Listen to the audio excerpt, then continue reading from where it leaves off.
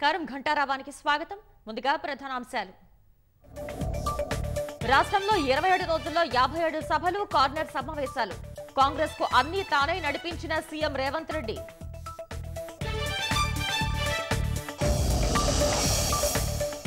పదిహేడు రోజులు 13 పార్లమెంటు నియోజకవర్గాలు. బస్ యాత్రలు, రోడ్ షోలతో కేసీఆర్ విస్తృత ప్రచారం.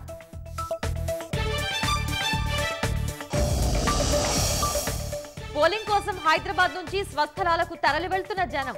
ప్రయాణికులతో కిక్కిరిసిన రైళ్లు, బస్సులు.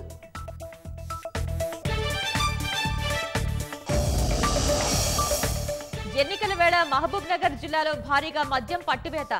2 కోట్ల విలువైన సరకు స్వాధీనం చేసుకున్న పోలీసులు. పంట బీమా ప్రీమియం చెల్లించి రైతుల్ని ఆదుకుంటాం. పథకాల అమలుకు ప్రణాళిక సిద్ధం చేస్తున్నామన్న మంత్రి తుమ్మల.